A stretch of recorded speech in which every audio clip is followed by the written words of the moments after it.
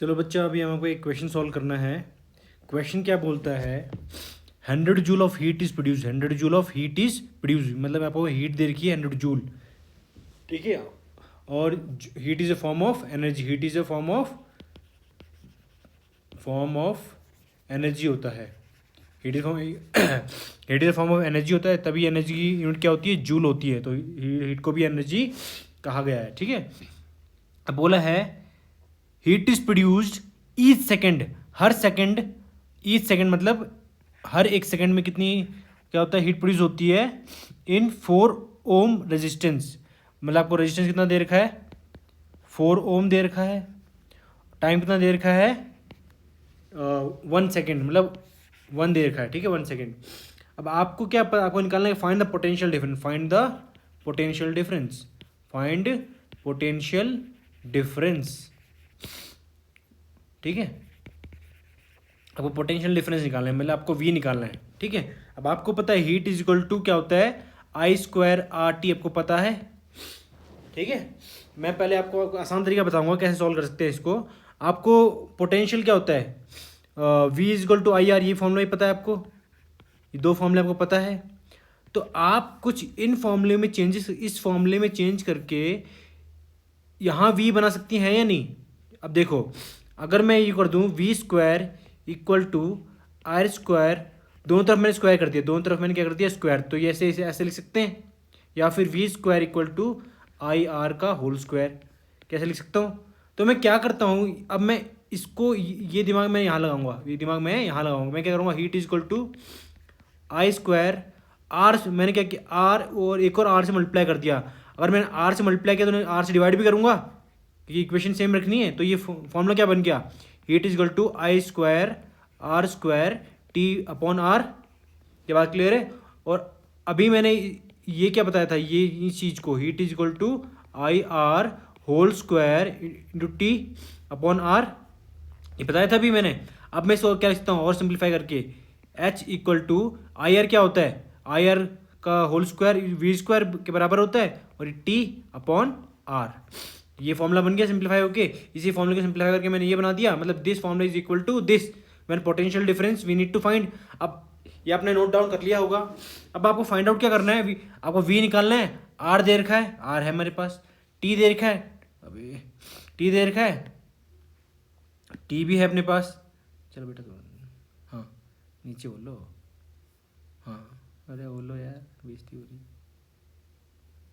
एक तो आना चाहिए चलाना, ठीक है। R दे रखा है, R कितना देखा, 4 ओम दे रखा है। V हमें निकालना है, जो V² है, T है पता है, H पता है, वैल्यू पुट कर दो। मैं नेक्स्ट क्वेश्चन करता हूँ ना, वैल्यू पुट कर दो, ठीक है। ऊपर कर देता हूँ मैं इसके, ताकि आपको कन्फ्यूजन ना आए। वैल्यूज पुट कर दो, कहाँ गए बेटा तुम, अब कहाँ लिखूँ मैं इसको, यहाँ पे लिख देता हूँ ना। ये आपको मैंने समझा दिया बहुत अच्छी तरह। ये होता है फॉर्मूलों पे एक्सपेरिमेंट करके निकला है ये, ठीक है। अब मैं क्या कर रहा हूँ, H कितना है, 100 जूल है, ठीक है। V तो निकालना है हमको, तो V², T कितना है 1, और R कितना है अपने पास 4।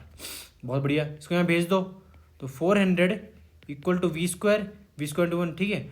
और V² को वहाँ पे कितना होगा, √400 इक्वल टू V, ठीक है। तो V कितना आ जाएगा अपने पास, 20 will be our potential difference, this will be our answer, ठीक है। अब आपका जो एक तरीका और हो सकता है, पर वो लेंथी मेथड है, वो भी मैं आपको बता देता हूँ। नेक्स्ट मेथड देखना बच्चा, वो सेम क्वेश्चन करूँगा वो दूसरे मेथड से। हीट आपको दे रखी है कितना जूल, 100 जूल दे रखी है। रेजिस्टेंस कितना है, 4 ओम है। टाइम कितना है, 1 सेकेंड है, ठीक है। और आपको V निकालना है। आपको ये एक फॉर्मूला तो पता है, heat is equal to I²RT, heat is equal to, ये क्या लिख रहा हूँ, मतलब हीट का फॉर्मूला क्या होता है, I²RT। Heat is the heat energy, I is the current, R is the resistance, T is the time for which current is pass through. देखो फॉर्मूला कैसे आया, किसी भी आप करंट कैरिंग कोई भी वायर करंट कैरी कर रही है तो उसमें हीट प्रोड्यूस होगी। आपका कोई भी इलेक्ट्रिक अप्लायंस होता है, या मान लो टीवी होती है, या फिर मशीन होती है, अब जब भी आप देखते हुए कुछ देर बाद गर्म हो जाती है, क्यों होती है, क्योंकि उसके जो वायर्स है, जो उसमें करंट फ्लो कर रहा है, वो उसमें हीटिंग इफेक्ट प्रोड्यूस करता है। तो heating effect is directly proportional to the square of current, directly proportional to the resistance and directly proportional time for which current is passed into that conductor. ये कोई वायर मानो, ठीक है। क्या बात क्लियर हुई बच्चा? चलो इसमें हटाता हूँ, ये फॉर्मूला भी मैं आपको बहुत डिटेल में समझाऊंगा, और आप अभी को पहले आपको क्वेश्चन करवा देता हूँ, ठीक है। एक और तरीके से आपको बोला वोल्टेज, आपको वोल्टेज निकालना है। एक तो मैंने एक तरीका बता दिया इससे पहले। अब हम वोल्टेज निकालने के लिए हमें ये पता है इस पर हम कैसे हम जंप करें इस क्वेश्चन में। मुझे पता है V equal to I R होता है, मुझे ये पता है V equal to I R, मुझे तो कुछ नहीं आता, मेरे को ये आता है। अब मुझे पता है V equal to I R होता है, मुझे ये निकालना है। मुझे क्या दे रखा है? अरे ये तो दे रखा है मेरे को। अब मेरे को करंट चाहिए कहीं से। करंट कहाँ से लाऊं? करंट तो है ही नहीं। अरे करंट यहाँ दिख रहा है मेरे को, करंट मेरे को इस फॉर्मूले में दिख रहा है।